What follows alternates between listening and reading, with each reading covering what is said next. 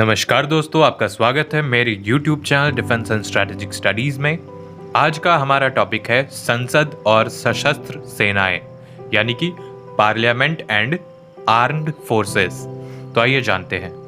मूल रूप से 1946 की कैबिनेट मिशन योजना के तहत गठित संविधान सभा 15 अगस्त 1947 के पश्चात एक स्वतंत्र निकाय के रूप में प्रजातंत्रीय संविधानों के राष्ट्रपतीय और संसदीय प्रकारों के सर्वश्रेष्ठ अंग लेकर भारत के लिए सामान्य संवैधानिक निर्माण में लग गई। हालांकि 15 अगस्त 1947 के बाद भी सशस्त्र सेनाओं की निष्ठा महामहिम सम्राट के प्रति बनी रही, किंतु 26 जनवरी 1950 को जब भारतीय संविधान अपने अस्तित्व में आया तो संघ होने के कारण सामान्य संवैधानिक व्यवहार के अनुरूप रक्षा और विदेशी मामलों पर कानून बनाने का यह एकमात्र अधिकार भारतीय संसद को प्रदान किया गया।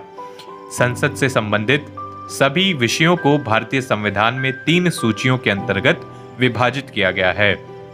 पहला संघ सूची, दूसरा राज्य सूची, तीसरा समवर्ती सूची। सामान्य संवैधानिक व्यवहार के अनुरूप रक्षा और विदेशी मामलों पर कानून बनाने का एकमात्र अधिकार संसद को प्रदान किया गया है। संघ सूची की पहली धारा में भारतीय संसद को भारत और इसके प्रत्येक भाग की सुरक्षा तथा रक्षा के लिए तैयारी, युद्ध काल में इसके संचालन और युद्ध की समाप्ति पर प्रभावी असैन्यीकरण में सहायक कार्यों के संबंध में विधायी का अधिकार दिया गया है। वैसे तो संघ सूची के अंतर्गत 97 विषय आते हैं, जिनमें से हमारे प्रश्न से संबंधित भारत की रक्षा, देश के तीनों रक्षा बल, आणविक आदि ही हैं। अतः पहली सूची यानी संघ सूची में 7वीं अनुसूची की दूसरी धारा में संघ की नौसेना, स्थल सेना, नभ सेना तथा अन्य किसी भी प्रकार की सशस्त्र सेनाएं तथा चौथी धारा में नौसेना, थल सेना और नभ सेना के प्रतिष्ठान और छावनियां भारतीय संसद की विधायिका शक्ति के अधीन रखी गई हैं। इतना ही नहीं, धारा 6 में अणु शक्ति और खनिज संपदा तथा 7वीं धारा में संसद के नियम द्वारा रक्षा हेतु अथवा युद्ध संचालन के लिए आवश्यक घोषित उद्योगों को राज्य की विधानसभा के नियंत्रण से मुक्त करके केंद्र के अधीन रखा गया है। भारतीय संसद के दोनों सदनों यानी कि राज्यसभा और लोकसभा में लोकसभा लोकप्रिय सदन है, क्योंकि इसके सदस्यों को जनता के द्वारा प्रत्यक्ष निर्वाचन के आधार पर निर्वाचित किया जाता है। इसलिए संसदीय व्यवस्था का यह निश्चित सिद्धांत है कि कानून निर्माण और प्रशासनिक नियंत्रण की अंतिम शक्ति लोकप्रिय सदन को ही प्राप्त हो। भारतीय संविधान द्वारा भी लोकसभा को राज्यसभा की तुलना में उच्च स्थिति प्रदान की गई है। संसद लोकसभा, राज्यसभा तथा राष्ट्रपति से मिलकर बनती है। इस प्रकार भारतीय संविधान के अनुच्छेद 53(2) के अनुसार भारतीय संसद को सशस्त्र सेनाओं को नियंत्रित एवं निर्देशित करने का अधिकार है। सशस्त्र सेनाओं से संबंधित संसद की शक्तियों और अधिकारों को निम्न शीर्षकों से समझा जा सकता है। प्रशासकीय अधिकार व शक्ति। भारतीय संविधान के द्वारा संसदीय व्यवस्था की स्थापना की गई है। अतः संविधान के अनुसार संघीय कार्यपालिका अर्थात मंत्रिमंडल संसद, व्यवहार में लोकसभा जिसे कहते हैं, के प्रति उत्तरदायी होता है। संसद को रक्षा मंत्रालय तथा उससे संबंधित समितियों को अपदस्थ करने का अधिकार है।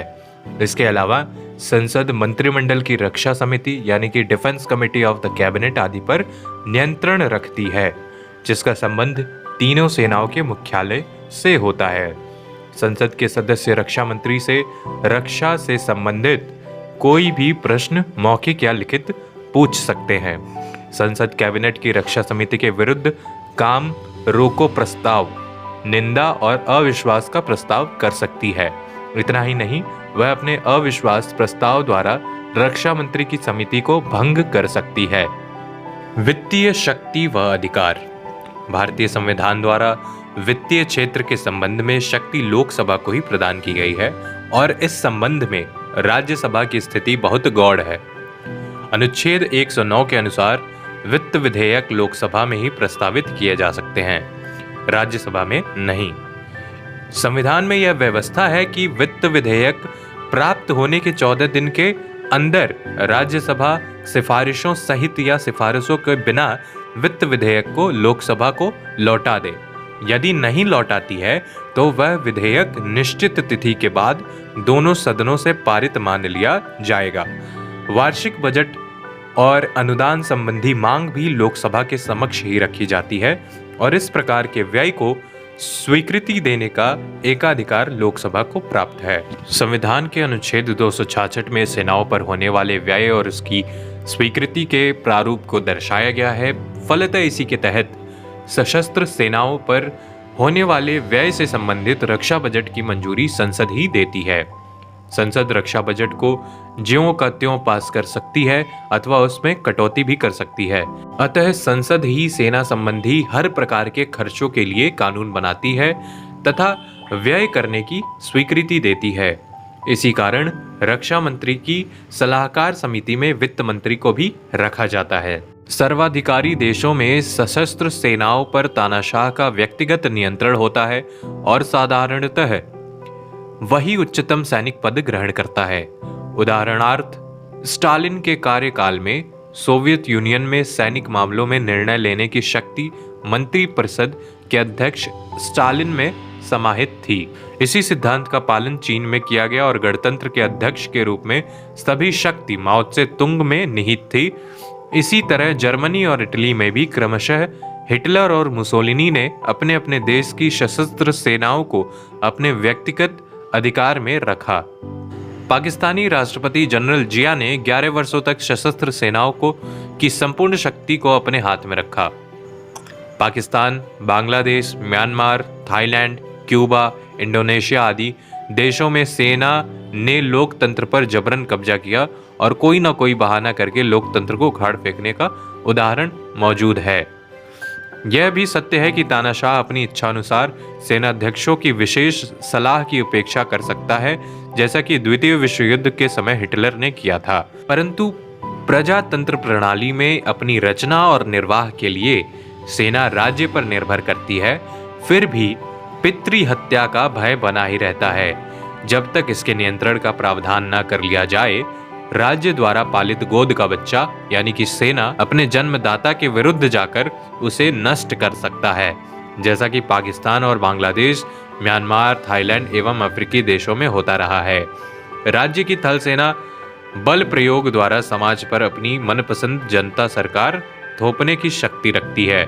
इंग्लैंड को भी क्रॉमवेल की सेना के शासन का अनुभव करना पड़ा था।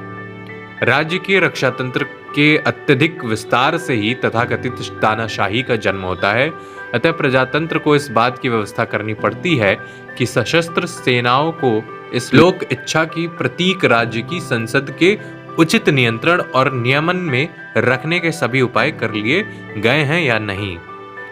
कैबिनेट सरकार प्रणाली में प्रधानमंत्री को रक्षा पर सर्वोच्च नियंत्रण प्राप्त होता है। चूंकि देश का जागरूक निर्वाचक मंडल उसे शीर्ष स्थान पर पहुंचाता है, अतः सर्वोच्च शक्ति उसी के हाथों में सुरक्षित रहती है। फिर भी उसे स्वेच्छाचारी बनने से रोकने के लिए उसका और उसकी परिषद का कार्यकाल और स्थिति पूर्णतः सार्वभौम संसद की इच्छा पर भी निर्भर होते हैं। प्रत्येक प्रजातंत्र के विषय में जहां विधानमंडल कार्यपालिका का जन्म होता है, वहां यह बात लागू होती है, परंतु संयुक्त राज्य अमेरिका पर जहां राष्ट्रपति का सीधा चुनाव होता है, वहां यह बात लागू नहीं होती। वहां राष्ट्रपति को असंवैधानिक सत्ता अधिग्रहण के कारण पद मुक्त करने के लिए राज्याभियोग जैसे अन्य उपायों की व्यवस्था की गई है। संसद केवल प्रधानमंत्री पर ही नहीं बल्कि अत्यंत प्रभावी वित्तीय नियंत्रण द्वारा शासन तंत्र के कार्य पर भी नियंत्रण रखती है। यह लोकतंत्र का सामान्य लक्षण है। यूएस, कनाडा, ऑस्ट्रेलिया, इंडिया और साउथ अफ्रीका आदि संसार के अनेक प्रमुख देशों के लिखित संविधानों में इसका स्पष्ट उल्लेख किया गया है। अतः संसद द्वारा वित्तीय नियंत्रण लोकतंत्र का सर्वाधिक प्रभावी संरक्षण है। हालांकि सशस्त्र सेनाएं राज्य का स्थायी अंग होती हैं। प्रत्येक वर्ष उनके लिए धन की स्वीकृति देकर संसद उस काल के लिए उनके निर्वाह की स्वीकृति देती है। संसार के चाहे लिखित संविधान हो या अलिखित या संघीय हो या एकात्मक, इनके अध्ययन से स्पष्ट पता चलता है कि सशस्त्र सेनाओं पर राजनीतिक शक्ति के केंद्र का नियंत्रण होता है। कनाडा में ब्रिटिश उत्तरी अमेरिका अधिनियम 1867 अनुभाग 15 के अनुसार इस बात की घोषणा की गई है कि थल और जल मिलिशिया और कनाडा में स्थित सभी जल और थल सेनाओं की मुख्य कमान महारानी में केंद्रित होगी। वेस्टमिंस्टर की संविधि के बाद कनाडा की महारानी संसद के प्रति उत्तरदायी कनाडा के मंत्रियों की सलाह और सहमति से ही कार्य करती हैं। अतः कनाडा में भी सशस्त्र सेनाओं का वास्तविक नियंत्रण प्रधानमंत्री के हाथ में है, जिसकी सहायता राष्ट्रीय रक्षा मंत्री करता है, परंतु सिद्धांततः राज्याध्यक्षा महारानी ही सशस्त्र सेनाओं की अध्यक्षा हैं। ऑस्ट्रेलिया में भी कनाडा की भांति सशस्त्र सेनाओं पर वास्तविक नियंत्रण प्रधानमंत्री का ही होता है, परंतु सिद्धांत रूप में इंग्लैंड की महारानी ही सशस्त्र सेनाओं की अध्यक्ष हैं। बेल्जियम के संविधान के अनुच्छेद के अनुसार राजा थल और जल सेना का सर्वोच्च कमांडर है। वही युद्ध की घोषणा करता है, शांति और सहयोग के लिए घोषणा करता है, परंतु कोई भी आदेश जब तक कोई मंत्री उस पर हस्ताक्षर करके अपने को उसके लिए उत्तरदायी न बना ले, प्रभावी नहीं माना जाएगा। इस प्रकार बेल्जियम की सशस्त्र सेनाओं पर भले ही कानूनन राजा का नियंत्रण है, पर वास्तविक अधिकार मंत्री को ही प्रदान किया गया है। इन सभी उदाहरणों से स्पष्ट हो जाता है कि सशस्त्र सेनाओं को दोहरा सम्मान प्राप्त है। राज्याध्यक्ष उनका भी अध्यक्ष होता है, पर जो नाम मात्र का अध्यक्ष होता है, उन पर राज्य के सबसे अधिक महत्वपूर्ण अंग यानी कि प्रधानमंत्री का नियंत्रण होता है। तो दोस्तों, आज के इस वीडियो में इतना ही। अगर आपको वीडियो अच्छा लगा हो तो इस वीडियो को लाइक करें, सब्सक्राइब करें और अपने दोस्तों के साथ शेयर ज़रूर करें। मिलते हैं अगले वीडियो में। जय हिंद, जय भारत।